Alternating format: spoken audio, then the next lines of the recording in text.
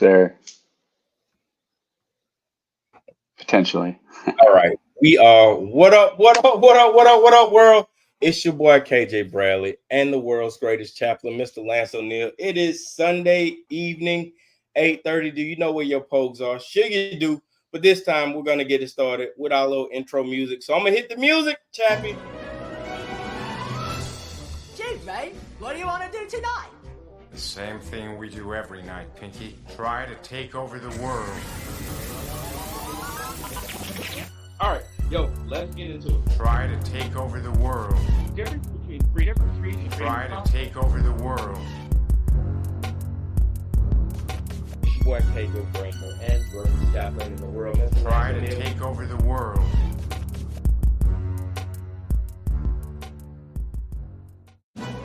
Boom. You know, eventually I got to find a way to integrate that into our opening seamlessly, but I haven't quite gotten there just yet. But I digress. Another week has passed, and holy smokes, this custody battle for America is getting spicy, shall I say? Before we get into that, how have you been? I am really worried because in the past 2 weeks, we've had an attempted assassination. We've had a political assassination. And so now I'm curious what's going to happen next week. What a great time to be alive in America. I saw a meme said that it said something to the effect of, "Aren't you tired of living through historical events?" And I'm just like, man, Nope. when will it stop? Like, it's always back to back to back. Nevertheless, let's jump into it. We got 2 minutes. Hey, all right. And just real quick, while we're doing it, just another historical event. Shohei Ohtani just hit one out of the pavilion in Dodger Stadium, almost dead center. So I don't think I've ever seen a ball go that 473 feet. That dude is ripping. I just Soler hit one in San Francisco about 470 today. Those dudes are raking, man. Goodness. Yeah. All right. Here we go. Let's see. Oh, President Biden has officially stepped down. I think we called it the day of the debate that it was going to happen, but let's see what's going on. Let's see if we can get. Expected to drop out of the 2024 election, some are rallying behind Vice President Kamala Harris. No one knows better how to prosecute the case against Donald Trump than Kamala Harris. Nope, that ain't it. This. And Mary, we are following these rapidly moving developments. First, we had the letter from the President of the United States saying that he was going to step aside in this race. Now we are seeing yet another post on social media from President Biden, because the big question after the president announced that he was going to step aside in this race was who exactly was going to step in. Mary Bruce, it seems like the president has an answer to that question on who he's endorsing here. Rachel, the president, in a tweet just announcing that he is offering his full support and endorsement for Kamala Harris to be the nominee of the party. I want to read this full message from him. He says, "My fellow Democrats, I've decided not to accept the nomination to focus all my energies on my duties as president for the remainder of my term." He says, "My very first decision as the party nominee in 2020 was to pick Kamala Harris as my vice president, and it's been the best decision I've made." He says, "Today I want to offer my full support and endorsement for Kamala to be the nominee of our party this year. Democrats," he says, "it's time to come together and beat Trump. Let's do this." The president has always made clear, Rachel, that he believes that Kamala Harris has what it takes to be president. He wouldn't have chosen her to be vice president if he didn't. But we have seen sort of an interesting change in the way he's talked about Kamala Harris, even in the last 2 weeks. It was just 5 days ago, I think, he was out in Las Vegas doing a big event before the NAACP, and he took on Trump, especially in the way that Trump has been reaching out to black voters. And he took on the way that Trump had once used the phrase, black jobs. And the president made this quip, this joke, not joke. He was fired back at Trump saying, "I know what a black job is. It is vice president." And he said, point blank, Kamala Harris could be president. And he said it in a way that made all of our ears go up and made everyone listen closely, because it is clear that he likely was thinking about what would happen if we got to this point where he had finally decided, Joe Biden decided, that he needed to step aside and step out of this race. And now he is throwing his full weight and support behind Kamala Harris. Okay, so President Biden has officially decided not to seek re-election. I guess us wearing black is apropos for the funeral of the Democratic Party. This was, I hate to say it, this was a path that was so obvious that, you saw it 2 years ago, and then, it just further excavated the point by them not having a primary last year. And I knew then that it was a mistake. And I kind of got some flack for it, saying, oh, you don't trust Joe Biden, yada, yada, yada. I was like, look, dude, I see it. Hopefully it works out for you. The guy couldn't make it, unfortunately, which brings us to where we are. So Kamala has the Vice President Harris has the torch. She has the official endorsement of the president. She has some key Democrats have come out to endorse her. The Black Caucus and the Hispanic Caucus has sent their endorsement as of now. In addition to your boy in California sent his endorsement as well. So, Chappie, Kamala's head of the ship, presumably because the DNC has not made an official statement, and they're going to leave it to an open convention. So, yeah, let's talk about it. What's on your mind? First, she is the presumptive torchbearer. She has not won anything. She does not have any delegates. She is in a position to potentially win an open convention, but nothing has happened. And KJ, let me ask you something. On a scale of 1 to 100, 100 being absolutely positive and 1 being no way in hell, Joe Biden wrote that letter that said he was no longer going to run. I will preface that with the caveat that no politician is penning their own correspondence these days. Okay, but, let's go a 100 he understood what the letter said to a 1 that he didn't understand a word of it. Yeah, no, he's probably about 15, 20. It's hey Joe, I think somebody kind of sat down to him and was like, look, guy, you can do it the easy way, you can do it the hard way, but it's time.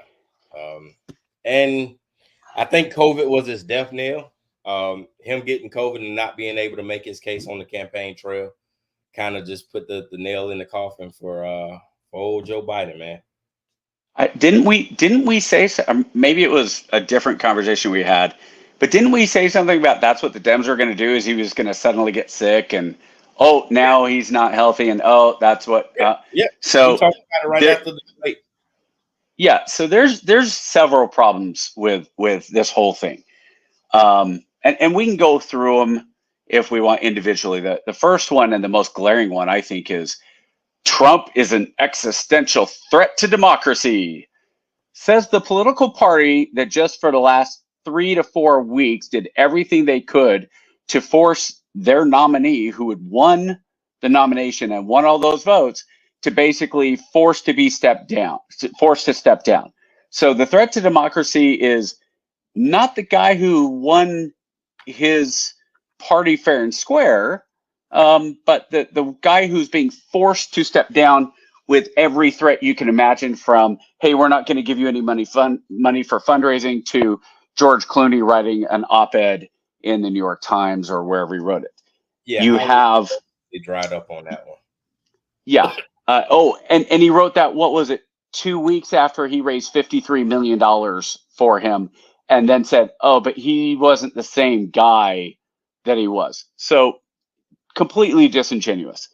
The second thing is Kamala Harris, okay, presumptive, okay, fine, so be it. But if Joe Biden, if we're not sure or don't have a lot of confidence that Joe Biden, let alone wrote that letter, but is in a day-to-day competence to understand and really know what that letter meant, and it wasn't just put in front of him and said, here, Joe, just sign this. We are living in a legitimate country with no president. Who's running the show now? Are we in fact in a bloodless coup which if you remember the who was it that said it? The guy from Heritage Foundation or whatever, the stupidity. Yeah. But yeah. have we in fact had a bloodless coup? Because the letter itself, here's the real funny thing about the letter itself. So the letter, and it says he's not going to run, he's going to focus on the presidency and all that stuff. Okay, fine. And then there's the tweet that says, I endorse Kamala Harris, right? Yeah. Does anybody for a second believe that President Biden has written a single tweet in the last 2 years? That's staff, right? No politician is writing their own tweets, man. Don't get. There's one. No, there's one. Well, there's one on Truth Social, albeit. But even in the military, you got officers and generals. You got colonels who don't even write the memo. So it's not. Let's not paint it as unprecedented that he's not. No. And that's not what I'm saying. What I'm saying is I don't trust the endorsement. Like, now, don't get me wrong. What else is he going to say? I think it's interesting that in the first letter, there was no endorsement, though. And then suddenly 5-6 hours later, then there's the tweet and says, oh, I fully back Kamala Harris. So my question there is who decided, oh, my gosh, that letter was not written this morning either. OK, like you just said. Politicians, they write it, they vet it. They're worse than the military as far as CYA. They send it to the lawyers, they send a speechwriter, all that. It comes back, right? And at some point, somebody went, oh my gosh, we didn't endorse anybody. Do you really think they did that on purpose? Of course they did. I'm sure. They purposefully did not endorse anybody. And then the instant reaction was, well, you better endorse Harris or else you're going to be racist or whatever. I do see Twitter's all over the place. The Dems, I see people on the Democrat side saying, oh, if these Republicans are truly saying they're not scared, then that's ridiculous. They're lying. But everybody that I've seen on the Republican side is going, this is great. She's not a serious person. I'm gonna jump in there a little bit. Yeah. So, no, go ahead. First, a couple of things like so with Joe Biden, right? The Democrats can't really call it a democratic process for somebody they selected because hell, they rigged the primary for him to get to win the primary, first of all. Absolutely. Yep. So, for them to come back and cry foul now is a bit of miss. And then you got to keep in mind, Joe Biden is a career politician, but at the end of the day, he's a man with pride. This is the second time that they took the presidency from him. They did it in 2016 when the president, sitting president, said, "Hey Joe, I know you were next in line, but we're going to run Hillary."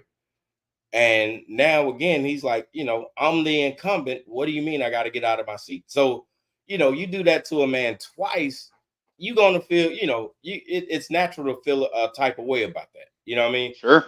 For him not to come out and endorse his own vice president, I can understand that. But, one thing, policies abound. One thing I will say about Joe Biden is I do believe at the end of the day, he is a politician who loves his country. Right, wrong, and indifferent, I believe he felt he did what he believed was the right thing for the country. Right now, we can kind of argue. I don't. I don't. And there's a real specific reason I don't believe that. Because he waited 3 weeks after the debate. Now the pride stuff and his feelings being hurt and all that stuff. Yes, I get it. But the thing again on the Democrat side, I keep saying, oh well, what a patriotic move, what a selfless move. It's like, dude, that's like I saw one online. I'd give credit if I remember who read it, but it was like that's like the mugger who goes up and puts a gun to your forehead, takes all your money, and then says, thank you for voluntarily giving me your money. I appreciate the donation. There's going to be some gamemanship, right? I mean, I believe Joe Biden believes in his heart of hearts that he can still win this election. Don't make no Absolutely. This was not a decision that was made because he had a change of heart. This was a decision because the powers that be told him, hey man, get up out of the seat, which goes back into my whole, we have figureheads. We don't have people who are actually running the country anymore. We have figureheads. I don't believe we've had governorship in the presidential seat since 2016. I think Barack Obama was the last president who actually tried to influence the country.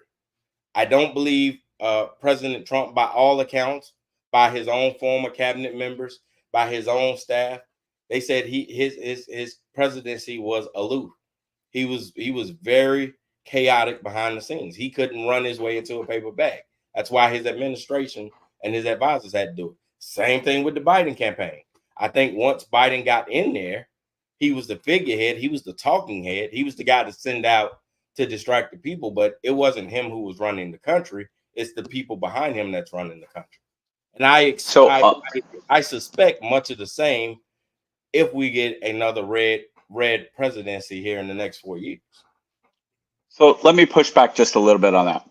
I kind of look at it almost the other way in terms of the Trump side, because if Trump was more willing to listen to his cabinet and he was more willing to defer to a lot of the people around him, his presidency would have been very, very different. Instead, he did kind of come in and go, no, I don't want to do that. So I'm curious, and that's part of the problem with the whole machinations of power, right? Who is really pulling the strings? Who really has the power? Are we really still in the Illuminati of the Rockefellers and the Chase? Is it really somebody calling up behind the scenes, the Illuminati?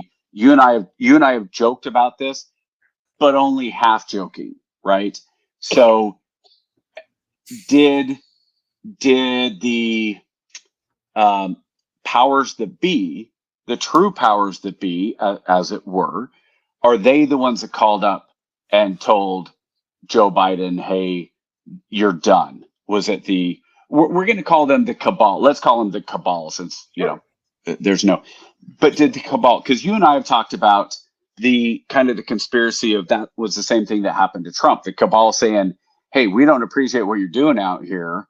And, you better pick, we want you to pick your VP. And then Trump comes out, and this is just us throwing smoke to everybody. This is not this. Okay. So, Trump coming out and saying, oh, I picked my VP, and he let it be known through the high ends of the power. And the cabal says, oh, hold on. No. We want JD Vance. And Trump says, no. I want, let's say, Ben Carson. I think Ben Carson actually would have been a very good pick for Trump personally, just because he's one of the most loyal guys to Trump that there's been, and, his reputation and some of those things. So then the cabal says, okay, you need to come off to Vance. And Trump said, no, I'm not going to. Screw you guys. I'm going to do what I want. And then suddenly there's an assassination attempt. Okay. And Trump goes, oh shit. Okay. Hey, it's JD Vance. Is that possible? Of course. And the problem for the average American, the problem for us, the problem for anyone who really wants to know is that we'll never know.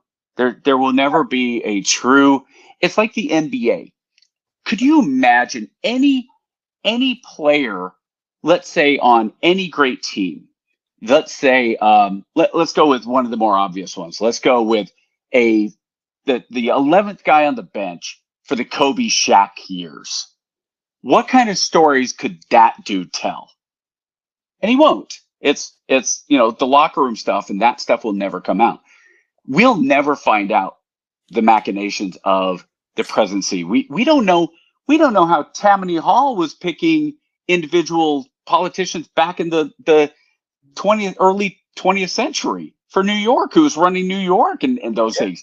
So why do we ever think we're going to know about this stuff? But I do wonder, and this is one thing that I do think is really interesting, is it's also a failure.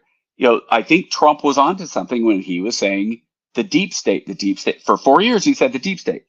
But then now we're 2024 and Trump's saying, I'm going to get rid of the deep state. Well, dude, you had 4 years and 2 years with a Republican House and a Republican Senate. you wanted to get rid of the Department of Education. That's when you did it. So to say it and to do it are two totally different things, right? So, and absolutely, that's where the pageantry of campaigning comes in, right? Yes. It says, yes. all right, hey, go out there, do what you got to do to get elected, right? We're rah by get rid of all of this, and we're gonna cut the fluff, and I'm gonna the red meat. Yep. the swamp and this, that, and the other, and all this bull, right? And then he get in office, and then it's like, hey, welcome to reality. Here's your chair. Sit here, read this. We'll be back in a little while. We'll tell you what you need to know. Don't touch nothing. And depending on who it is, yeah, absolutely. I think there's a big part of that. I even think too that was that kind of influence when I look back. I mean, if we want to be honest about it, and I hate to I don't want to put my conspiracy theory hat back on this week, but there has been a lot of influence behind the scenes for a very long time in our government system, right? Oh, sure. I think it's safe enough to say that without us having the glitches that we had last week. I don't see that changing. I do believe JD Vance is an insurance policy. I do believe JD Vance is an insurance policy in case Trump goes rogue. And that was one of the problems that a lot, and this isn't just me guessing or nothing. This is me reading the transcripts and the books from his staff, from people who worked with him alongside of him. They said the dude was a loose cannon. They would give him guidance. They say, hey, do this. This is what we want. And then Trump be like, you know what? Bump this. This is what I'm going to do. Okay, cool. Which works great, right? As Americans, we can sit back and say, like, yeah, hell yeah, buck the system, right? But then we realize the system is in place for a reason, and the system don't take kindly to rebellious people, right? So now they're saying, hey, look, we let you slide the first time. Please understand there are systems in place. We need you to get some act right in your system. Now, the Democratic Party isn't doing them any favors because they have their own turmoil, and only God knows what they got. I want to kind of let's move forward on that and talk about that. So go ahead. So let me touch one thing. When you said the powers that be behind the scenes, if you know, then you know. We've already had a female president in this country because after Woodrow Wilson had his stroke, his wife effectively ran the country for almost 2 years, or however long it was. Maybe it wasn't 2 years, but she ran the country.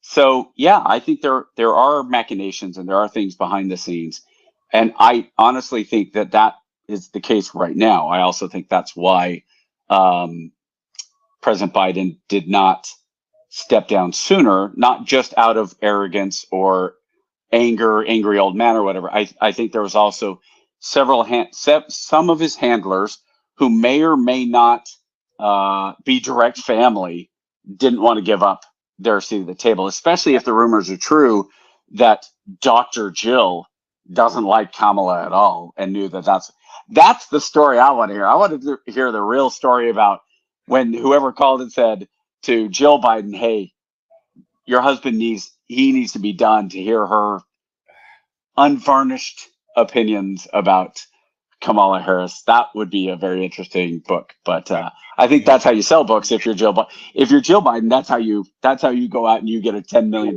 book deal. You will not get that book at all. Oh, if you give her enough money, absolutely you get that book. Oh man, listen, I don't see it. VP. So last week we were getting ready for the Kamala Harris JD Vance debates. Presumably, we are now getting ready for the Kamala Harris Donald Trump debate, which that'll be fun. A whole different flavor. Now, I will tell you the pick of JD Vance. I'm gonna play this video with JD Vance, and then I'm gonna go turn off one of my kids' tablets because they, for some reason, set a timer. And it's going on. That's what I was hearing. I was like, am I hearing something on the feedback? Oh, that's me and the Raptors. So I'm gonna Okay, press play and go get it. The recap of night 3 of the convention, and then we'll come back. Please welcome the next president of the United States, President Donald J. Trump.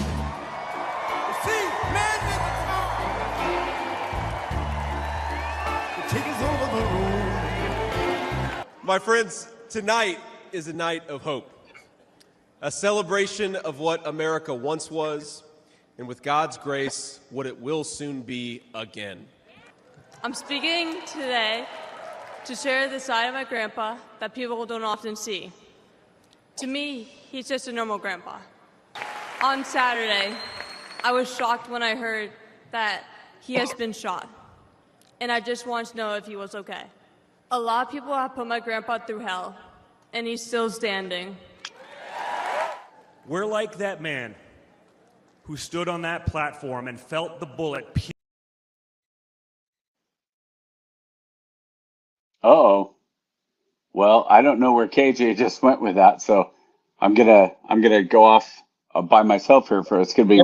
Here he goes back. Okay. I tell you, ever since we started talking about this stuff, we have been having some technical difficulties, right? And I honestly, I hope we are important enough that we're getting kicked off by the NSA. I hope the NSA is going that Tupac group, but yeah, they're not. Long story short, I've lost all the videos that are preloaded because once I get kicked out, we got to come back. So I'd have to load them all back up as we talk, which isn't an issue. But you kind of get the gist of it. So we can kind of just talk through everything as it goes. Yeah. Right. So night 3 of the convention, not gonna lie to you, I was a little concerned before night 2 and night 3. And then I'll tell you why, right? So the JD Vance pick, obviously I was not a fan of. I think him picking JD Vance helped solidifies a position that is very concerning for Americans. But here's the thing though, JD Vance is such a chameleon. I don't necessarily know where the guy stands. I can't get a beat on him, and that's neither here nor there. He's just a politician, right? He's gonna tell you whatever way the wind or the political wind is blowing, that's the way that JD Vance is gonna fall. And to me, that's a dangerous dude, right? I've known since day one where Trump stands, what Trump stands for, what he does not like. And I can, it's either rock with me or get the hell on. And I can respect that as a citizen. I know that Trump stands for this. This is what it's going to be, period, right? But when you get a guy like JD Vance, he's another one of those, like I told you, he's another one of those liberal helpers, man. They'll smile in your face and go, yeah, I got you. But then they'll head back to the office and then, stab you in the neck 37 times when you're not looking. Those are the most dangerous creatures in America. And then the second thing that kind of stood out, well, a couple of things, but the granddaughter speech was mechanical. That girl, don't put her on stage. She was extremely uncomfortable. She's not ready yet. Don't put her on stage. You could tell that they put her in the bad She's like 16. Yeah, I know. She's like, that's what I'm saying. She's not ready yet. She's not ready for that life. Don't. I hate when people parade their family out there for political points. The poor girl was scared shitless. And then that speech by Eric, though. You can't sit here with an honest mind and tell me that was not a speech strictly on retaliation. Wait, the Eric one or the Don Jr. one? That which one's which? I don't know. Don Jr. is when it cut off. That was Don Jr. Don Jr. Yep. Then that's the one I'm talking about. Eric's kind of the blondie. I actually ended up watching the Eric one, and I thought he did excellent. I thought his was an excellent speech. I didn't see the Don Jr. Donnie Jr. Yeah. That was the speech was. It was mainly about, hey, yeah, they came after us. We're gonna get them. Blah blah blah blah blah. That's not what you want to hear.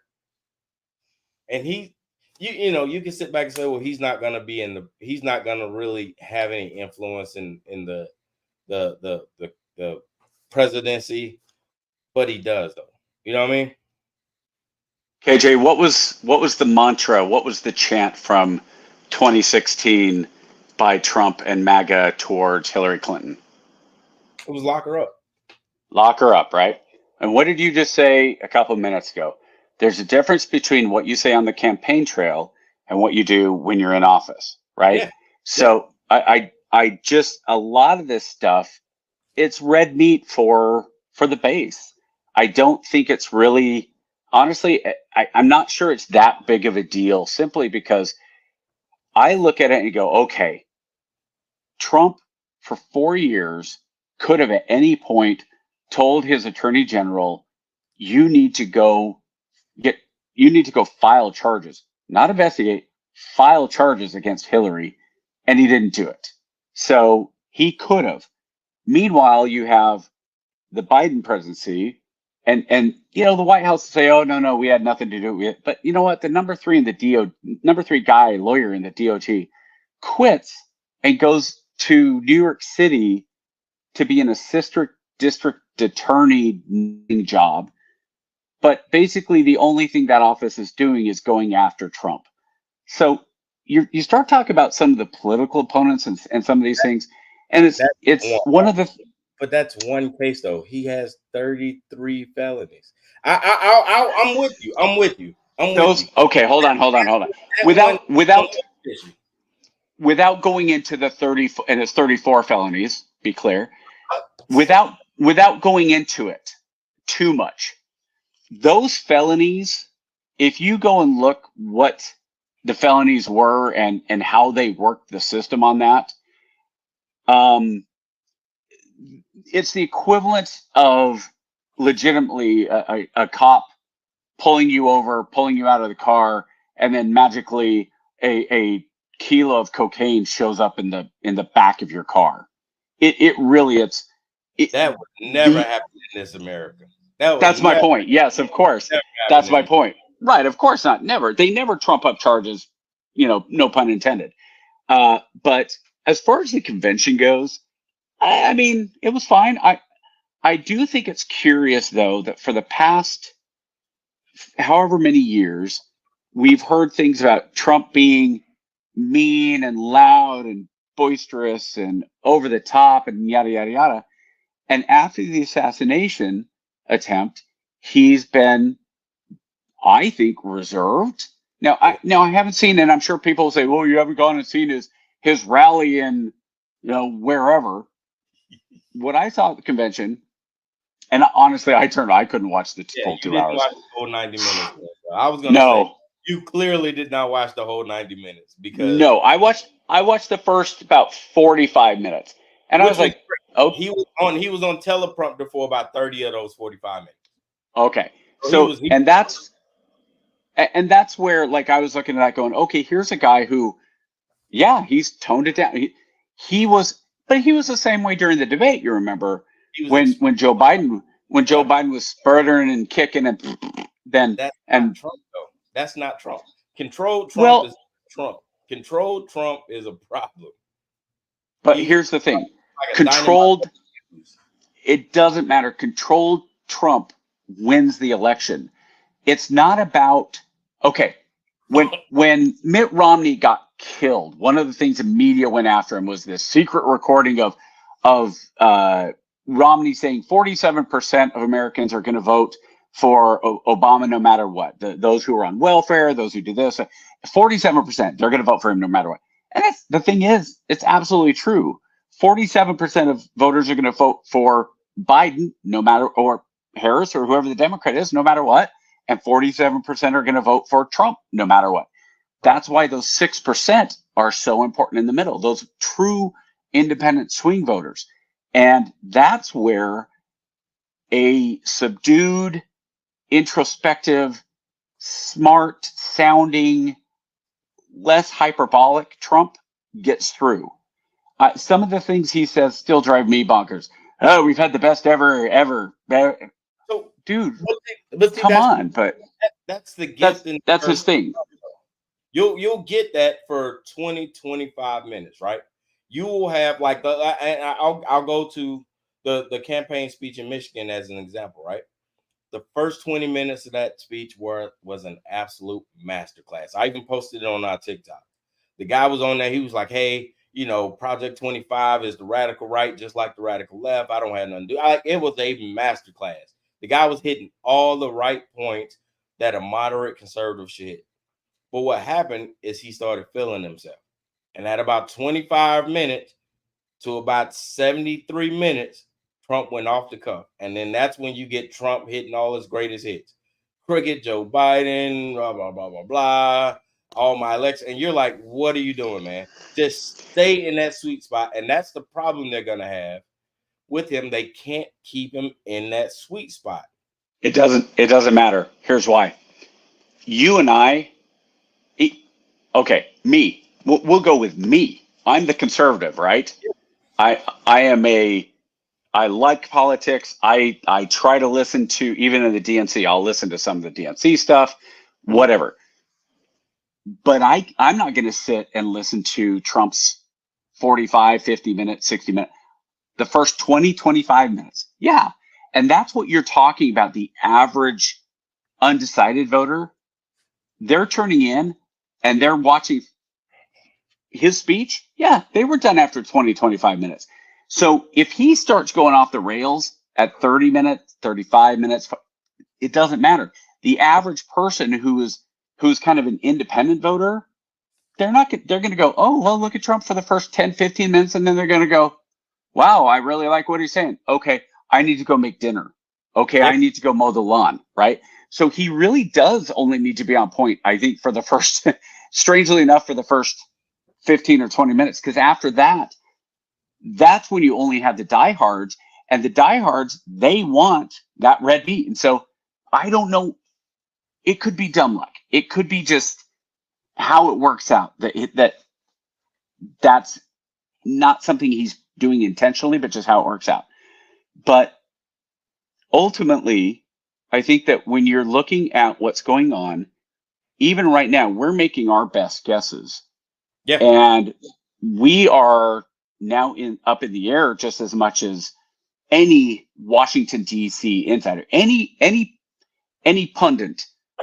James Carville could right now be sitting there going, I know what's going to happen next. Here's what's going to happen. So you got Kamala Harris, right? Kamala Harris, she's guaranteed she's going. And you know what she's got to do? She's got to go out there and she's got to get a VP that is young and ready to go and ready to take on J.D. Vance. The thing is, he doesn't know what happens. What happens, KJ, 2 weeks from now when let's say 3 or 4 polls come out, the New York Times, the ABC, the CBS, the Fox News, and all of them show Kamala Harris is, I don't know, 4 points behind Trump and 4 to 6 points behind in the key battleground states. Do you really think she goes into the convention as the presumptive nominee at that point? Great point. They just kicked out. Well, I'm just saying, if the polls start going south for her, because remember, this is the woman who in the 2020 primaries pulled a 0% and was somehow still on the stage. Didn't she come fourth in California? Kamala Harris in 2020 was a completely different candidate than Kamala Harris in 2024, and we'll get back to we'll get back to it.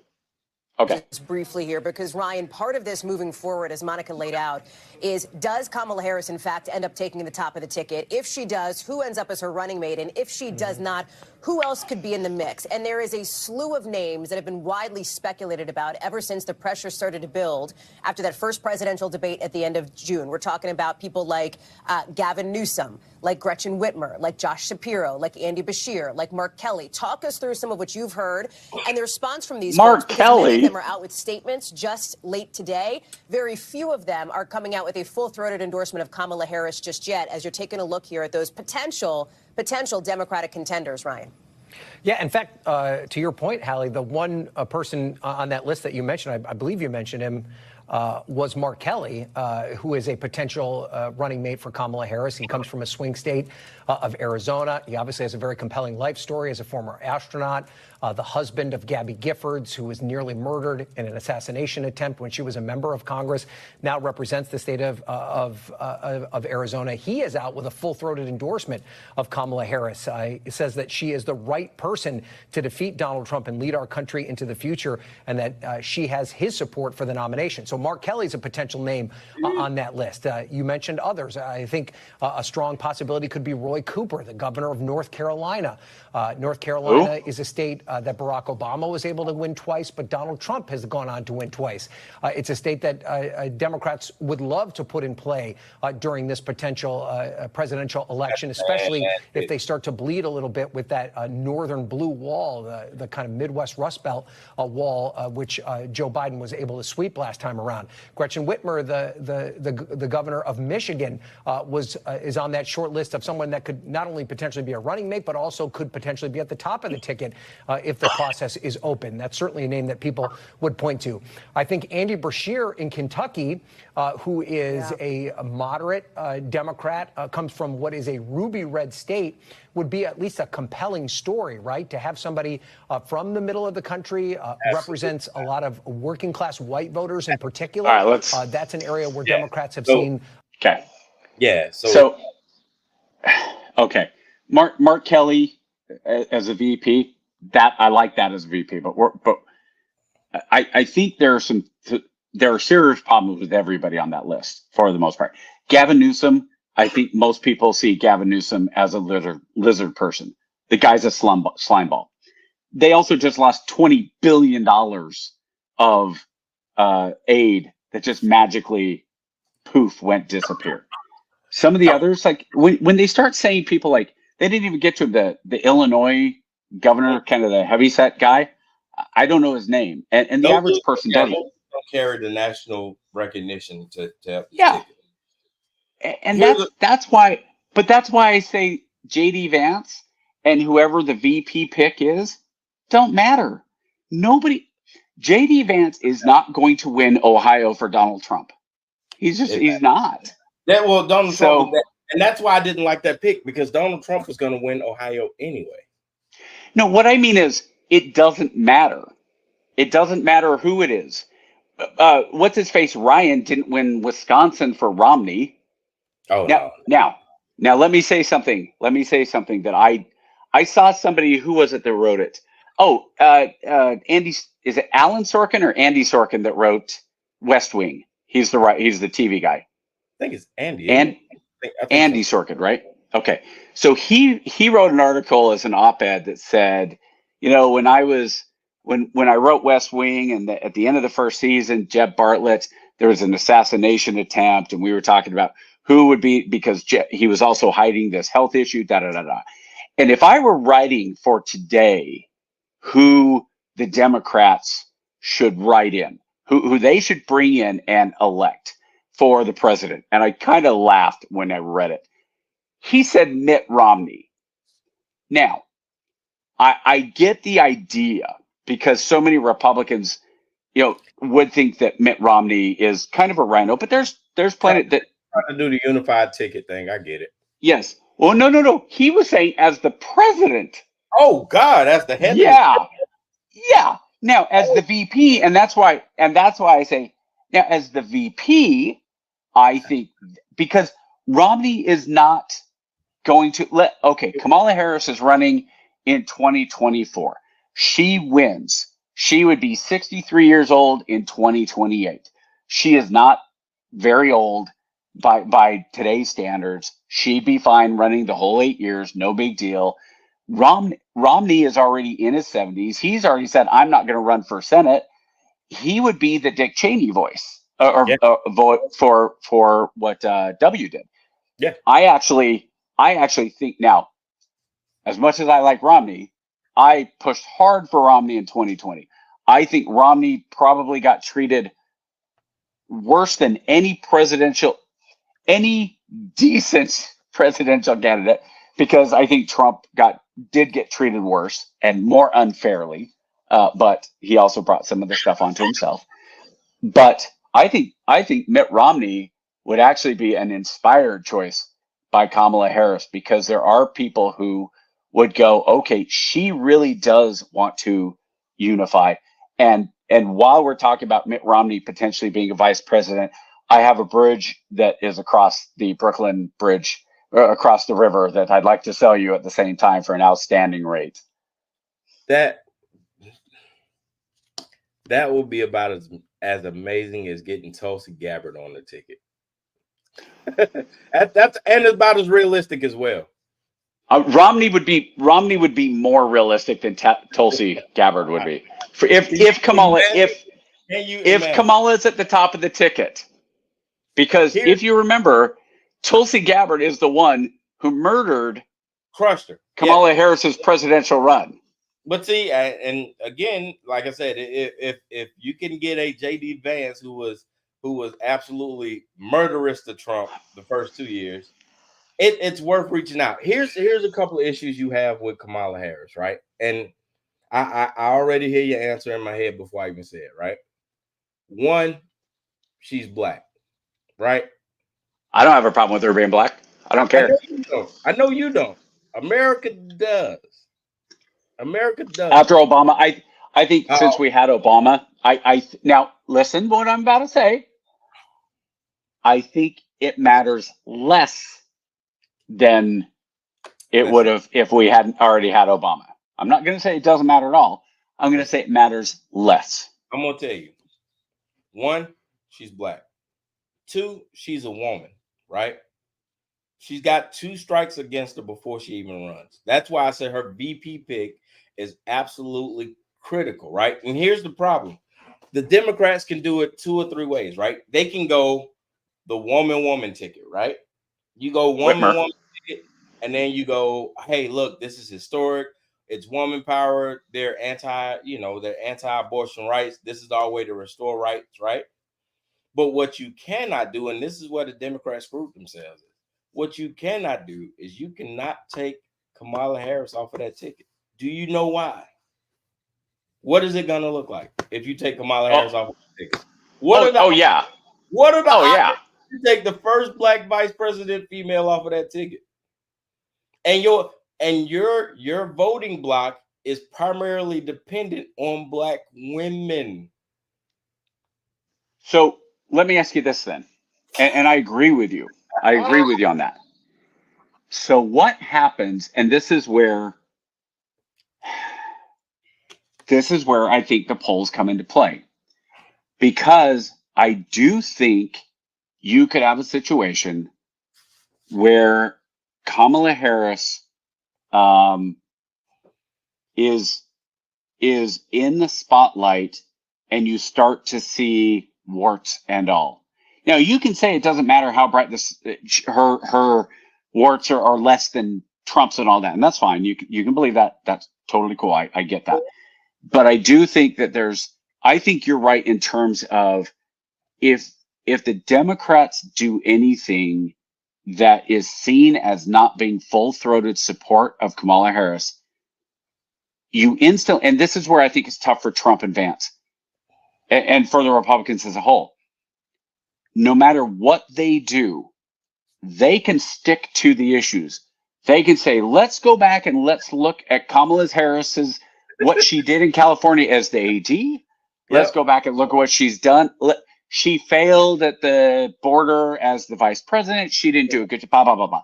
And you know what? You're going to have Joe Scarborough say, see, they're all racist. She didn't do a good job. She's racist. They hate black people. They hate women and they hate blacks, and she's a black woman. So that's to me, that unfortunately, that is the most, honestly, I think it is the most bullshit thing that's going to happen over the next 4 months. Because if Republicans try to be fair, and I'm not saying all of them will, there are absolutely people on both sides, honestly, who will say, well, we don't want Kamala Harris. Okay, but anybody who doesn't support Kamala Harris on the Democrat side, they'll be said, well, they just haven't come around yet. They need to just understand her a little bit more. But Republicans will be, well, you're not voting for her because you're racist. And and it'll be the same thing that happened in 2008 and 2012, which is and I had friends that I would talk to, black people that I would talk to that say, hey, I'm voting for Obama because he's black. And I'm like, no, dude, I get it. Yeah, I get it. First black president, you're black. It's, first time you're really going to have the chance to do that. And I get it. But if somebody who's white says, well, I'm not going to vote for Obama because he's black, it's racist. And I thought it was wrong both ways. I understood why an African, look, if somebody's LDS and they said, I'm voting for Romney because he's also Mormon, I get it, but I think that is the scariest thing for the Trump campaign and for Republicans as a whole is if you go hard after Kamala Harris and actually point out her flaws, point out her professional beginnings, her political beginnings. Can Trump really? I mean, that's the pot calling the kettle black, man. It won't. No. But you don't need. No. It won't be Trump doing it. It'll be Vance. I'm gonna say you can't. Like that's not a. That's not a card Trump can play. Like no. It to the top. You'd be like really? No. Yeah. Please tell us more. More, Mr. Trump. Well, but Trump. But the difference is now. Let's be real clear though. Trump didn't sleep his way to the top. Trump was gifted by his father his way to the Trump to the top. Just use his from the top. But I got it. Yeah. But those attacks. But that's the thing is you'll have those on the left for the last 8 years who have said, "Hey, Trump, going after Trump and his sexual escapades is absolutely fair game. Stormy Daniels, absolutely fair game. What's her face that accused him of sexual assault? Jean Simmons or whatever her name was. That if you go through the transcripts, you're like, how was he ever found guilty of anything for that? But all those things are fair game, right? Because you're looking at character, and that's absolutely he's such a bad person character. But if you turn around and apply that to Kamala Harris, you're racist and you're misogynistic. And that's where it's so frustrating to me as somebody who, as a conservative, goes, look, I want to be able to have an honest, open debate about these issues and about what's going on. Now, remember, before anybody goes, oh, well, Trump, hey, because I know there's people who are going, oh, you just love Trump. You guys, I left the GOP in 2015 when Trump was nominated. I left the party. I am a registered independent because of Trump. But that said, if you attack the history of Kamala Harris and you point out her failures, I have a hard time then turning around going, oh, well, no, that stuff's off limits. Why? You can't go after Trump on his peccadillos and then say, well, you can't talk about Harris and her starting under, I was going to say under Willie Brown, and I just realized I was about to start a pun there, and I didn't mean to. But I don't think Harris, here's what ultimately comes down to me for Harris. Okay, a couple things. Look, VP doesn't matter. Vance doesn't matter. He'll be a good mouthpiece. He'll be a good attack dog. That's kind of how the VP's always been, right? Joe Biden was the attack dog for Obama. It's just kind of how it is. I need you to say what I can't say. Yeah. And that's where Pence, I don't think, did Trump any good, and that's why he was out, because Pence sat back and for 4 years didn't say anything. Not really. Right. And on the other side, where that doesn't matter, I really do think, and you said this earlier, I don't think Democrats get to start talking about democracy when they're the ones who didn't allow for any type of Democratic primary. They shut it down. And I think they knew, not I think, come on. They knew. Everybody knew. The strategy was to shield wait it out from the public as much as they could in hopes that they can prop him up for one, maybe two good debates, but the problem is his body did not cooperate. His body was Oh yeah. failing. So and you didn't have a COVID 2.0 where he could say, "Oh, I'm going to just stay inside and I'm going to just send out pre-scripted videos where you can do it in a way that where you can cut and say, okay, oh, hold on, Joe, you missaid that. Hey, let's go back to this word, teleprompter, back up, go again." And you'll see videos of Joe Biden where he has like 4 cuts, 4 edits in a matter of a 20-second video. One of the campaign ones he just put out like last month, there were 4 cuts in a 20-second video. Why? Because he cannot speak clearly. And if you're watching this, be really wary of any deep fake videos. If it sounds like Joe Biden is speaking too clearly, it's probably a deep fake. You know, to be fair, Trump is starting to show cognitive decline too. Like his skirt's starting to show a little bit too. But I think that's the least of his worries. I need the Democrats to figure life out. And that's the problem. These next 3 weeks are going to be critical for those guys because they have to figure out, one, if I am going to take this black woman off the ticket, how am I going to do it in a way to where it doesn't offend 60% of our voting bloc? That's the biggest question. How do I? They can't. How do I come to you and say, hey, we know we removed the president, right? What's that? There's one way. How? There's one way. You replace her with another comparable individual, another black woman, and there's only one. Who? Stacey? Who has the national exposure? Michelle Obama. Do I think that will happen? No. I'm not saying that will happen. I don't think it will happen. I'm saying that is the only way. Oh, Stacey Abrams? No way. The only way you can get away from Kamala Harris is if you are replacing her with somebody else that is just as high on the what's it called, the discrimination pyramid. To be fair, I didn't make this clear, and I kind of got beat up on it in the comments. So I believe Kamala Harris is a very capable candidate, right? Her resume, blind resume lined up against the other candidates stacks favorably, right? You had one candidate served as the president of the United States for 4 years. She served as the vice president of the United States for 4 years, right? You have his VP served 1 term in the Senate. She served 1 term in the Senate. She has administrative experience as a DA in the largest county in California. The other side doesn't. So what I'm saying is it's not a resume issue.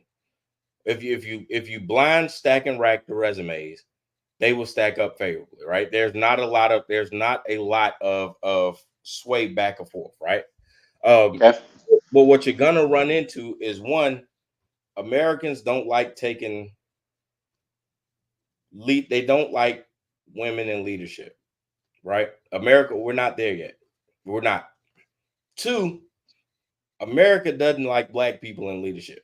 You can take it how you want to. That's just how it is. It's just what it is. Blacks are not in position. So she is not the candidate that I would go forward to. And that's not to say that she wouldn't make a just say good. She would be a president, right? Do I think she'd be serviceable? She'd be a president. I'd be more concerned about what her cabinet looks like. But when you start stacking up all those things, the difference between Kamala Harris and Barack Obama is Barack Obama was charismatic. Barack Obama had the appeal to reach across the aisle. He can speak to even in the face of adversity, he was able to rise above and come up with a clever quip or something that was able to counteract the negative press. Kamala folds every chance she gets when she's pressed. Every time somebody put the press on Kamala, so far, she's folded. And you cannot take a person, because I think when you add up all of those factors, that's just too many hills to overcome in a presidential candidate. And then what you're forced with is, as a Democratic Party, to say, hey, we love Kamala. Kamala's great, but we're not going to run Kamala. And then what you're going to have is you're going to have a whole bunch of black folks like, what the hell do you mean you're not going to run? Oh, hell no. Because no matter what your reason is, the reason's always going to run back to, oh, you removed her, one, because you're a racist piece of shit, and two, because you hate women. Oh, yeah. Oh, yeah, absolutely. She could be smoking crack in the middle of the White House on the lawn, and, you know, that's not because she's black, but she could. And they say, hey, man, she was smoking crack. We got to take her out. And they'd be like, how dare you? Nope, it's because you're a black. It's because she's a black woman. And that's where I say that's the landmine for Republicans, and that's why, honestly, maybe there's something to be said for Trump to come out and detonate the landmine. Maybe Trump needs to just come out and say, look, if it's Kamala Harris, so be it.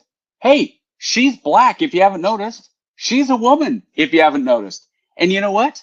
I don't care. I don't think she'd be a good president. It's not about her being black. It's not her being a woman. It's about she couldn't stand up to Tulsi Gabbard, who is also a woman of color, who exposed her. So, and again, I think I sent you the video from Tulsi Gabbard during the debates. That's the GOP's. Let's run those ads. I can pull. Yeah, if you have it, that's the first GOP ad right there. It's written itself. Let me see if I can get it to come up. I'm gonna run this one, and then I'm gonna run the counter one from the Harris campaign. Go ahead. Hold on. That is disproportionate. I want to bring. You guys can't see that, can you? Can hear it. Okay, hold tight. I mean, if we can't see it, but we can hear it, it still works. Yeah, I think we got it. Give me window. Boom, boom. How we looking? You good? It looks small, but better. No, fuzzy.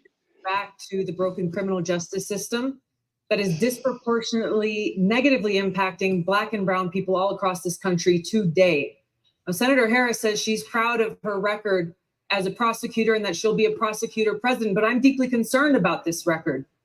There are too many examples to cite, but she put over 1,500 people in jail for marijuana violations and then laughed about it when she was asked if she ever smoked marijuana. She blocked evidence. That was such a cold line. That would have freed an innocent man from death row until the courts forced her to do so. She kept people in prison beyond their sentences to use them as cheap labor for the state of California. And she fought to keep cash bail system in place that impacts poor people in the worst kind of way. Thank you, Congresswoman. Senator Harris. I want to bring the conversation back to the broken criminal justice system. That was such a cold line. Oh my God. That was such a good. She was in her bag that night. Like, she crushed Kamala that night. I think Kamala suspended her campaign like right after that. I think she did. And again, that is the GOP's ad. And again, Trump, here's what you do if you're Trump. You call Tulsi Gabbard and you say, I would love a smart, independent thinking person who is not going to be a yes man, who can maybe, push back on some things. I would love to consider you for my cabinet. And I'd like to get to know you more. So please come out on the stump with me for the next 3 months. And you can tell everybody what you think about Kamala Harris. Now, do backroom deals like that happen? Yes, all the time. This happened back in, in Adams, in John Quincy Adams' time. Yeah. And Monroe and those guys. So we learned Hamilton. Hamilton, yeah. I learned from history book because I've never seen Hamilton because I don't do musicals. So you've got, I think that would be a really, really smart move by Trump. Now, the other and I texted you this, the other really smart move, if she's available, but this is where it would be a more of a Nixon-esque, and that would be to go get Willie Brown's first wife. And bring her out on the stump. Now, it's slimy. She doesn't even have to say anything. If she just endorses Trump and they say, why, anybody who I have so and so, I don't know what her name is, who was married to Willie Brown, who her marriage was broken up by Kamala Harris.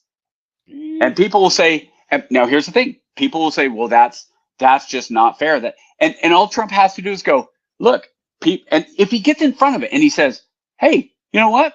If people are gonna go after me and they're going to try to impeach me and these 34 trumped up felony charges in New York because of Stormy Daniels, and you're gonna look at my sexual history, then absolutely we need to look at her sexual history. Now, will that turn people off? Yes, and that's why you don't have Trump do it. You have J.D. Vance do it, or somebody else do it. You have, I don't know, Tulsi Gabbard do it. Hold on. All right, so we got the Kamala ad. Ready? Here we go. Sure. Well, think about this. He's a world leader in temper tantrums. She never loses her cool. She prosecuted sex predators. He is one. Grab him by the... She shut down for-profit colleges that swindled Americans.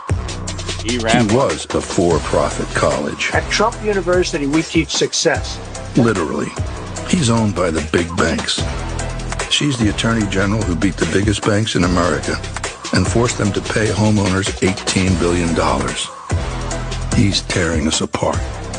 She'll bring us together. This is Trump. And in every possible way, this is the anti-Trump. So if that's what you're looking for in your next president, there's really only one. Kamala. That's a good ad for anybody who doesn't know her. Solid ad. Well, that's done. Politics, right? So we got the 40-40. Absolutely. Yeah, we got the 40-40, which is locked. More like 45-45. I'll be honest with you. I think that 10% is still. I don't know if Trump can ride the momentum of the assassination attempt all the way into November. It's going to be interesting. Oh. I mean, for his base,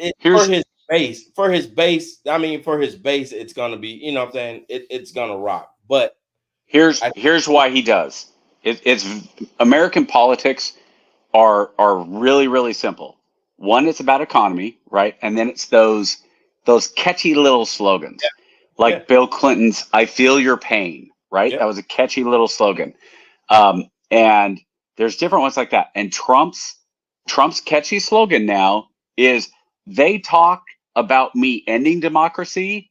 I took a bullet for democracy. That is such a good line that I do think you're going to have a lot of people who are in the middle go, he's absolutely, look at, holy crap. On that. Yeah, he's got to capitalize on that. I don't see no way you don't. Like I said, he utilized a little bit of that in that Michigan speech, and it was like chef's kiss, man, to perfection. Oh yeah, it's a brilliant line. Yeah, whoever wrote it earned their paycheck because it wasn't Trump coming out with it himself. Yeah, man. The line, but what's funny about that is I think my line is better, that first part, because what he said was, I took a bullet for democracy. It needs to have that first qualifier is, they say I'm going to end democracy. I took a bullet for democracy. Yeah. I think it's a two-parter. And if we see any of those on bumper stickers, I want to cut. I'm telling you, they need to pay you. Here you go. All right. So this is the next video is they're trying to build up a case of how they took it from the side of Trump selecting J.D. Vance gave the blue team a way to the presidency by exploiting J.D. Vance and his shortcomings. So we'll watch that, and then I'll get your thoughts, and then we'll be back for the final thoughts. Let's check it out. Okay. With President Biden expected to drop out of the 2024 election, some are rallying behind Vice President Kamala Harris. No one knows better how to prosecute the case against Donald Trump than Kamala Harris. She tried, remember, in 2020 in the Democratic primary, and we'll see if she's able to come out strong and then maintain that success this time around. It does put us in a position to have a significantly more competitive election had Joe Biden stayed in the race. Here's how Harris could stack up in a race against former President Donald Trump. Donald Trump simply does not have the character to be President of the United States. Experts say Harris could have a tough campaign trail ahead, but she does have some key advantages. How do you win the presidency if you don't win the majority of white voters? You have to check off all of the other boxes. One advantage Harris has is her potential to win over more women, people of color, and young voters. We're going to be able to effectively make the case about women's health care, their right in terms of choosing how they want to live their lives. This is a fight for freedom. The fundamental freedom of a woman to make decisions about her own body. A Wall Street Journal poll in April found that abortion was the most powerful issue by far, driving suburban women in swing states. 40%. Over half of the women in the poll said Trump's policies on abortion were too restrictive. Some Democrats and political experts also expect Harris to invoke more excitement from black voters. A critical advantage at a time when support from that group was slipping for Biden. As an African-American woman, she's going to have a unique opportunity in terms of how she communicates and has a conversation with voters in Detroit, Michigan, Philadelphia, Pennsylvania. These urban centers are really where we're going to need historic turnout to consolidate around Kamala so that way we win these critical swing states. Harris could stand to gain younger voters who had lost confidence in Biden's ability to beat Trump. Kamala Harris gets to be the knight in shining armor here. She gets to ride in on the horse and be the candidate that is not Joe Biden, that can carry the policies and ideas of Joe Biden without some of the concerns that led to Joe Biden's decision to remove himself. A July poll by Emerson College, conducted before the assassination attempt on Trump, found that people between the ages of 18 and 29 were the least motivated to vote. Biden was still leading the Democratic ticket at the time of the poll. It's the younger Democrats, which is, in my opinion, the base of the party. And it's more than just voting. It's about canvassing. It's about phone calling. It's about get out the vote efforts. We cannot do it without all of your help. All of this is part of the campaign that I think was lacking with Biden, and that's why we have Harris to see if we can capture that energy that has been missing. Harris actually channels a lot of the candidate characteristics and features of Obama that generated this excitement in 2008. He was awesome. He was brilliant. Just what I was looking for. This is a young candidate of color that is going to sell us on a vision of America that is multicultural, that is more unified, that is moving into a new future. At 59 years old, Harris is significantly younger than Biden, who's 81. We get to go coast to coast without worrying about her energy level in terms of hitting critical media markets. Some political experts say Harris's background as a prosecutor helped her come off as a strong debater in her 2020 presidential campaign. You know, there was a little girl in California who was part of the second class It gets better. to integrate her public It gets schools. better. And she was bused to school every day. And that little girl was me. This becomes a moment where Harris looks extremely strong. Didn't they just prove Suddenly that, she goes though? from polling in the single digits to close to 20%. And after her vice presidential debate with Mike Pence, polls showed that more voters thought she won. Well, let's get no, but Susan, this is important. Susan, I want to have add, to but weigh in Mr. Vice President, I'm speaking. I'm speaking. Experts say that in a race against Trump, she needs to replicate that debate success. You also have to be very careful because we've never seen someone survive an assassination attempt and then step onto the debate stage, talk about this openly as a signal of love of country. How will Kamala Harris handle the events that have catapulted Trump's popularity and favorability amongst his base? Recent polls like this one by Emerson College show Harris significantly trails Trump. What we've seen over the last year when Biden was on the ticket is Trump had a ceiling of about 46%. Never does he really go above that number, not before the conviction, after the conviction, post-debate. Biden was losing ground or gaining ground, but not being able to get over 45%. Can a Harris candidacy get over 45, 48%? What she really needs to do is get closer to 50%, and that could give the Democrats the edge. But polls only capture voters' feelings at a specific moment in time, and these results came in before the assassination attempt on Trump and before Biden dropped out of the race. When we're looking at these polls prior to the announcement, these are hypothetical candidates, and we ask voters who really haven't taken much time to think about these individuals, so they give you a knee-jerk reaction generally based on name recognition. With Harris, you see lower numbers in some of these demographics, but over the course of a few weeks, I expect to see them bounce back in her favor. But in a toe-to-toe race against Trump, experts say Harris would need to prove that she's a strong leader, something 44% of voters said they were looking for in a candidate, according to a poll by Monmouth University. Donald Trump, this is a person that is not shy on confidence. Nobody knows. So the rest of it just talks about how she needs to present herself as a confident candidate, yada yada yada.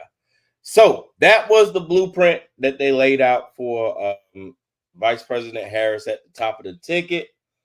I think it is extremely optimistic. I think there are several things that they did not take into account, and they painted a very rosy picture of the campaign. The first time I watched the video, I thought back to the Bruce Lee quote. Everybody looks cool punching a tree because a tree can't punch back. I don't. Or the Mike Tyson quote: "Everybody has a great game plan until they get punched in the face." Yeah, like I don't think it's a couple of things that you're going to run into, right? Kamala Harris was woefully absent on the black stage for the last 4 years, right? Like she rode that wave of being elected, and once she got elected, it was like, you saw everything with the chucks and the pearls and the, hanging out at the HBCU homecomings and everything, and it was all love and I'm gonna be here for you. You have open access, and then after that, she disappeared, right? And then now you're telling her to go back to these places and gain that momentum back in 100 days.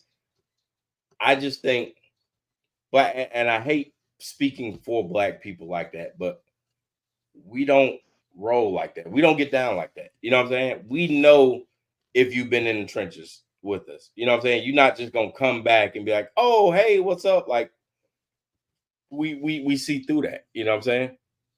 Did you watch Axel F on Netflix yet? I did, yes, of course. Oh, okay. Yeah. What you just said. Now I'm gonna do a little spoiler for people if they haven't seen it. There's a scene where Axel Foley and the detective are trying to get away. They steal a helicopter, lands on the golf course, and they go running out, and they go to the guy who is the valet, right? Yep. Another black guy. Yep. And Axel Foley, like, hey brother, you can hook me up. I'm gonna be.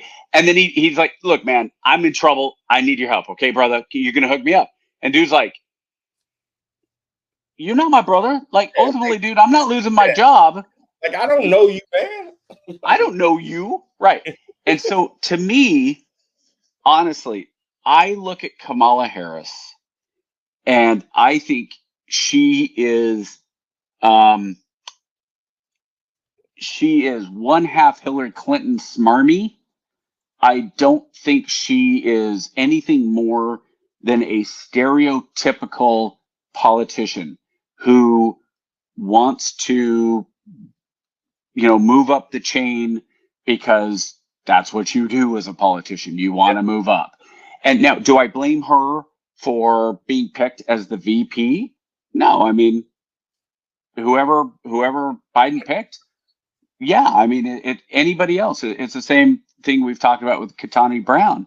Like, should she have said when Biden said, hey, I'm nominating you to the Supreme Court, should she have said, well, no, I'm going to say no because you already said you were only going to pick a black woman. I don't want to be that token. No, of course not. You're going to take any opportunity that's given to you, and I don't blame her. I don't blame Kamala Harris for doing that. But I do think Kamala Harris is the type of person who is genuinely disingenuous. And I think that that turns off. It's not about race. It's not even about her being a woman. I think she is a disingenuous person. That is one thing that I don't think you could really say about Trump. You can not agree with him. You can think he's an a-hole, but he's not disingenuous. He believes his own shtick. He believes all that crap. JD Vance, like I just to touch on JD Vance real quick, and maybe this will be my last thought is JD Vance, you know, I'm a never Trumper 2016. And then through his policies, he really brought me around. I can actually relate to that. Again, I left the party because of Trump. I didn't like Trump. I think Trump is an a-hole. I do.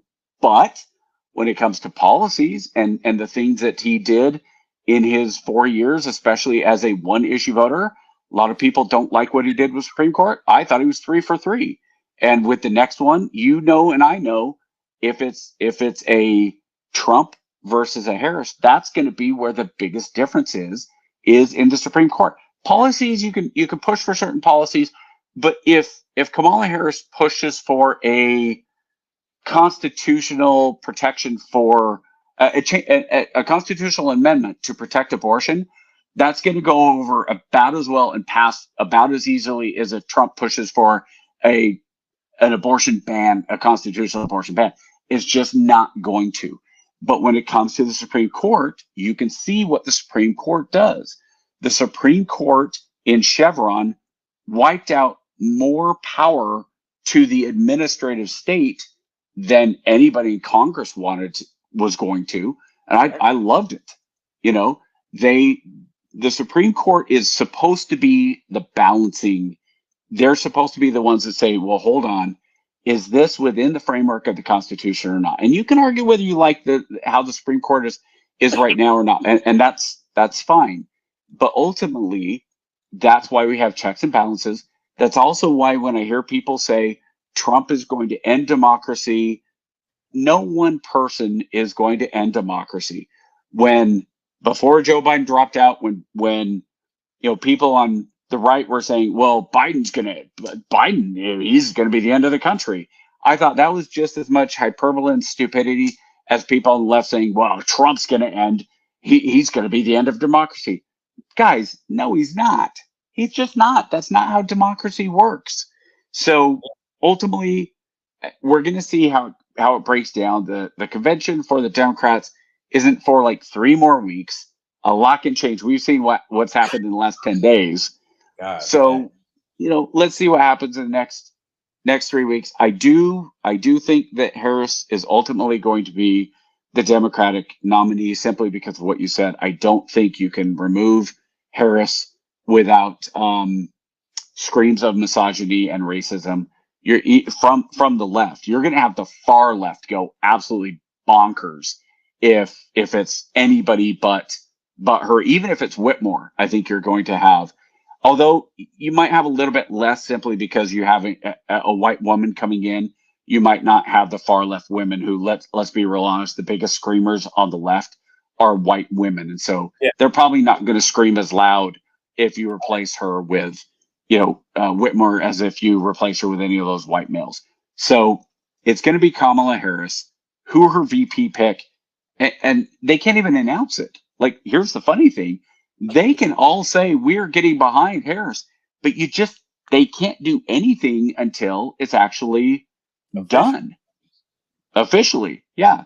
So she can come out and say, I'm going to pick whoever. But until she wins the nomination, it means nothing. So that's my last thoughts. I don't see what no checks. Yes, there are. Oh, on the Supreme Court, the checks and balances on the Supreme Court, there don't need to be checks and balances on the Supreme Court, because ultimately I shouldn't say that. The checks and balances on the Supreme Court is the Constitution. And if you want to change the Constitution, that's how you do it. But the Constitution was not made to be changed on the whims of the times. So there are checks. That's what the checks are. Because if you go in and you codify an abortion ban or an abortion protection in the Constitution, then the Supreme Court goes, okay, they can't change it. Those are the protections. And you don't have to agree with it, but that's how the system is. That's how the Constitution's done. And if you don't like it, that's why, as Obama would say, elections have consequences. Congress. It should be the check for the Supreme Court. Congress. Interpretation of the Constitution. So but who interprets the Constitution? The Supreme Court does. Yeah. So all that aside, I think it's going to be two pressing issues, right? And I think so. We're talking 3 weeks from now. Whoever the Democratic nominee is going to be official, right? It's going to be Harris. You have 100 days, right? 100 days to convince the nation why you're the pick. I think she is best suited to run on women's rights, to run on the Constitution, to run on the Supreme Court justices, because anything outside of that, I think is going to be too controversial, and she already has enough hurdles to try to climb. I do believe if she is able to somehow manifest the power of the Black vote, she'll be fine.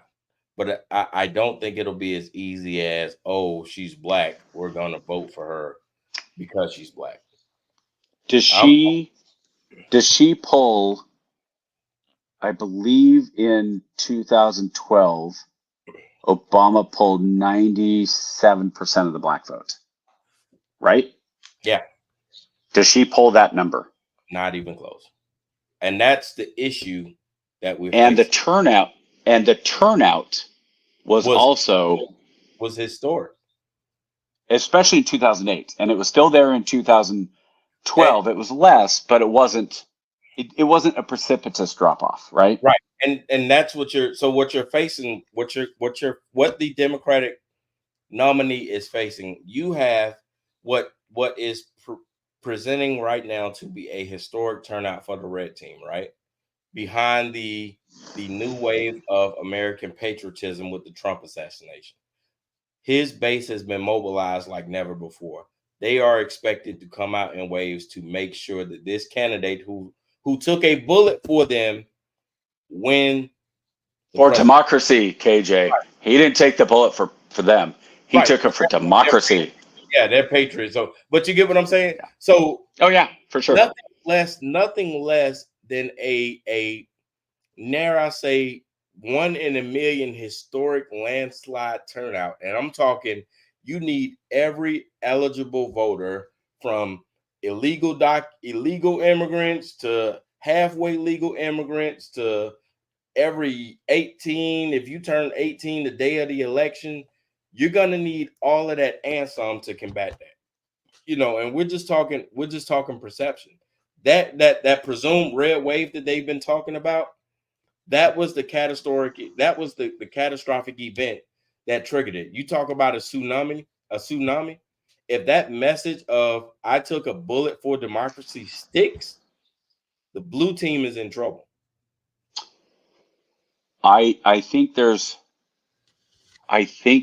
one more thing, and I'm going to try to say this in a way that, because people will say that, well, let me preface, for 4 years, I've been saying the 2020 election was not stolen, it was manipulated, okay, by big tech, by mainstream media, some of those things. The 1960 election, where John F. Kennedy beat Nixon, mainly because 20,000 votes overnight were discovered by Mayor Daley in Chicago, which gave Kennedy, Illinois, which gave Cook County, which gave Kennedy the election. I've told people never underestimate the ability of Democrats to cheat in an election. And I believe that. Okay. Now there's both ways. I get it.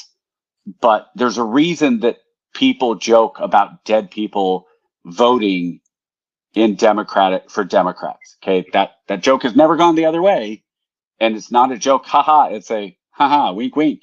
Okay, but ultimately, it's going to be really interesting for Kamala Harris because I do think she's going to be the nominee. Like you said, I don't think there's any way you can remove her without it coming off very, very badly. Is the 100-day sprint better for her because people won't really get to know her well enough to not vote for her? Or is it not enough time to get to know her so they won't vote for her? It's going to be really interesting to see which side, kind of those independent voters, because I do think that, like you said, the red team is energized, they're excited, but now you might have a lot of people on the Dem side. Are you going to have more people on the Democrat side say, well, yeah, now it's younger and now I can really get behind it because I didn't like either of them, but Biden's too old, so now I can vote. But how many of the older Democrats are going to say, you just forced out F you guys, I'm sitting this one out? I don't think that's going to matter. I don't know. What you're I don't know. And this is the really tricky part. A lot of red states went back after that 2020 election, went back and changed their voter registration laws. It used to be where you could register to vote up until the day of voting. So because a lot of the red states went back and changed their voting registration laws to like, hey, you have to be registered before the primary, that could be a potential problem for the blue team because a lot of their momentum is grabbing that college wave who just start school in August, getting those guys out, the whole Rock the Vote campaign. That's usually where the blue wave kind of gets that final push for elections. Well, in most red states now, you don't have the ability to do that anymore. So it's going to be interesting what that 100-day sprint looks like. And what's tough about that is I don't agree with that. I do think that as long as you're 18 before the election, you should be able to vote. But I have two things ultimately that should be done for elections. My personal opinion is you need to get rid of the mass mail-in ballots. You should have to have a legitimate reason why you need to mail in a ballot. I'm registered in Texas. I'm military. I live in Georgia. I can't get to Texas to vote. I should be able to use a mail-in ballot. Okay. And the second one is, with that, I should be required to put in my DOD ID number or my social security. I just don't understand. No, I do understand why you don't have to have proof of citizenship. And the same thing. Dead people only vote for Democrats. Illegals, people who are in this country illegally, only vote for Democrats.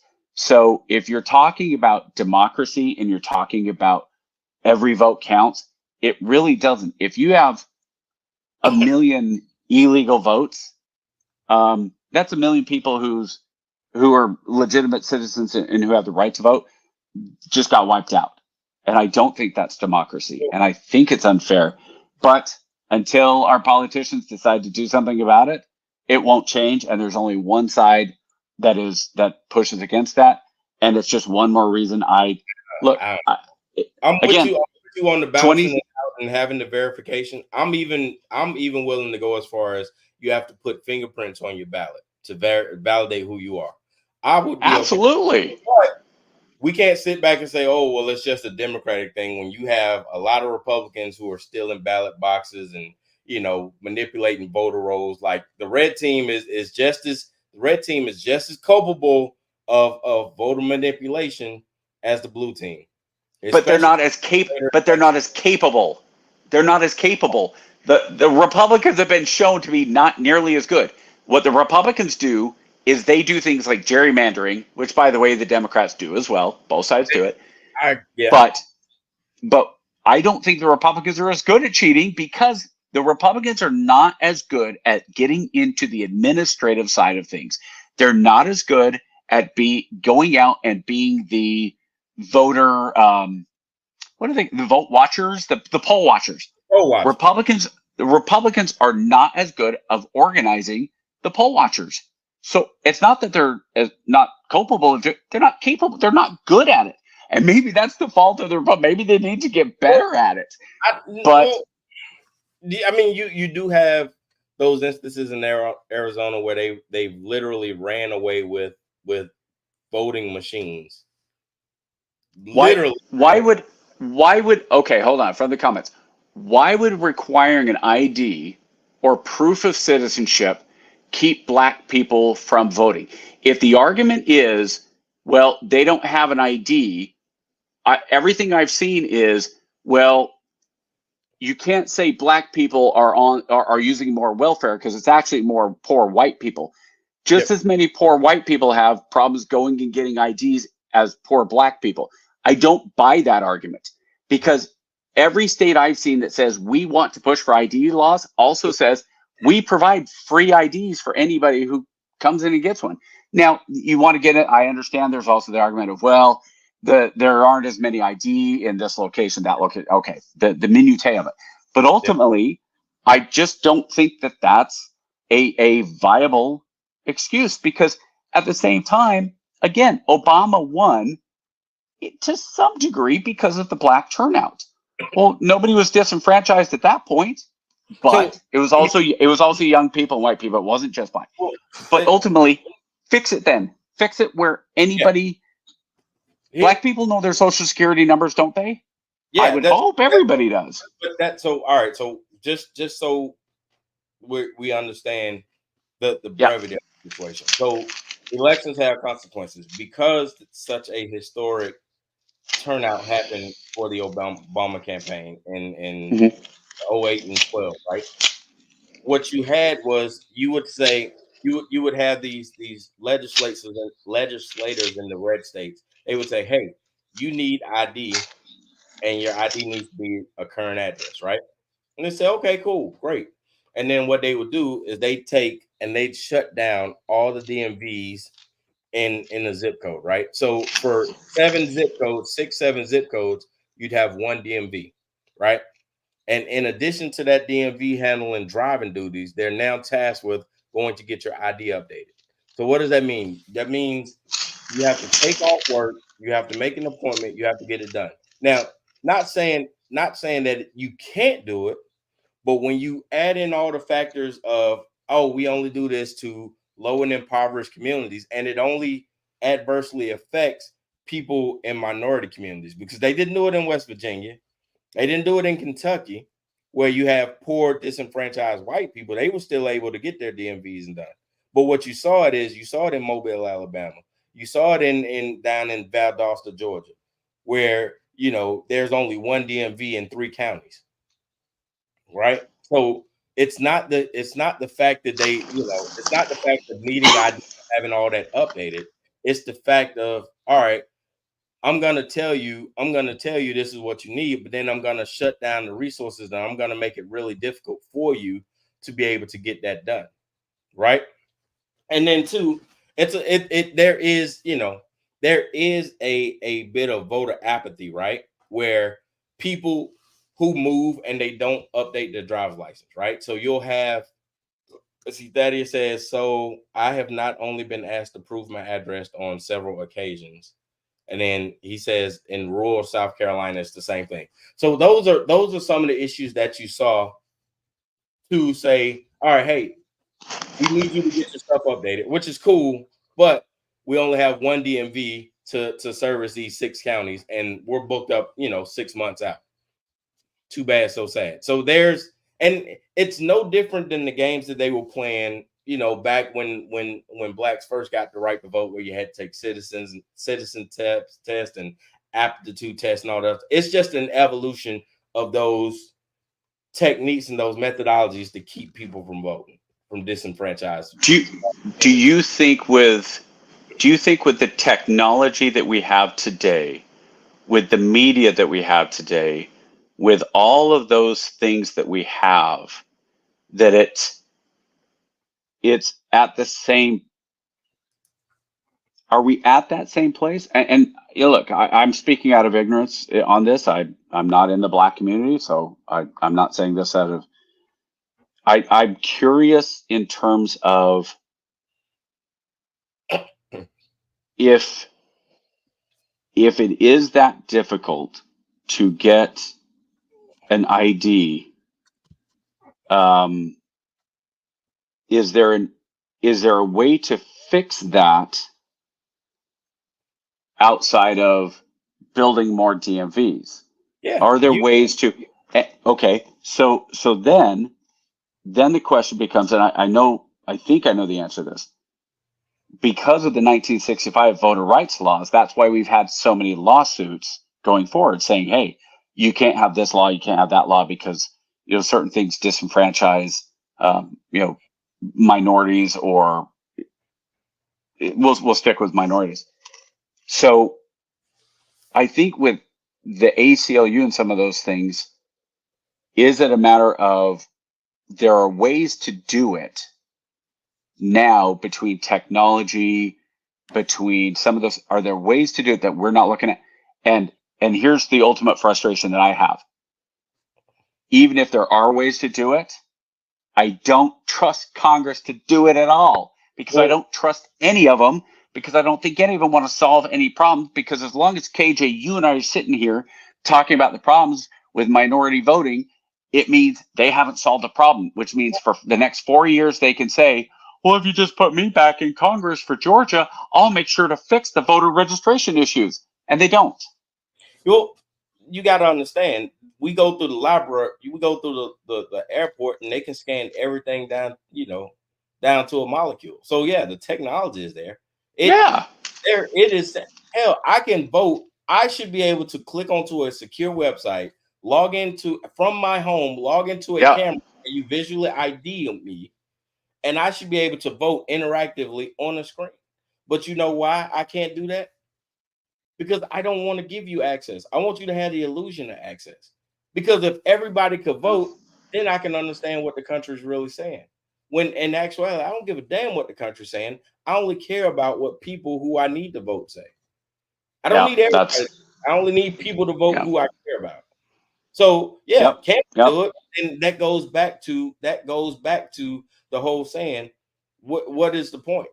If I gave everybody access, then I have no control over what's going on. And if I don't have any control, you know, I'm not willing to lose my power just because somebody wanted to vote. Somebody wanted access.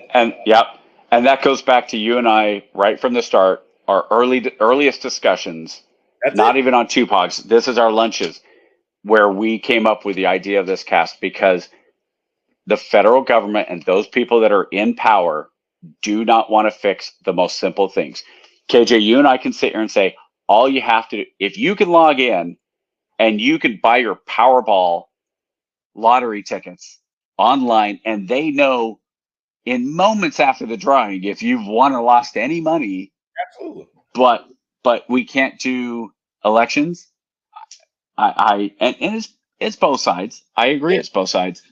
I think it's ridiculous. It's really frustrating, and it's really sad. And I think that we need to vote out anybody who doesn't push for, for term limits. One, I said anybody who is against term limits, we need to vote out.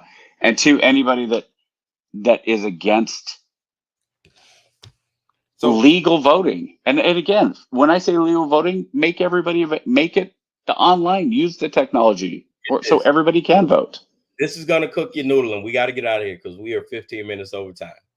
The John Lewis Voting Act, which Joe Biden and Kamala Harris ran on getting pushed through Congress for election, had a provision to upgrade voting to where you will be voted. You have to vote through a visual ID scan. So that way you could use a fingerprint or you can use facial recognition to vote. To eliminate the illusion of tampered voting. Did you know they did not even put it forth to a vote? This is a blue administration from my frat brother John Lewis in the Voting Rights Act. So we know it's not a red or blue thing. It's a power thing. It's a power thing, and that's ultimately what power thing. And with that, we gotta go, man. We are over time. I gotta cut this up to get it back down to 90 minutes. Same bat time, same bat channel. Thank you guys for coming. Thaddeus, man. Hey, thanks for the text. Yeah. Good job. Appreciate it. I appreciate the comments, man. Thank you so very much, man, for coming through, brother. All right, we will see you guys next week, man. Take care. POGs out.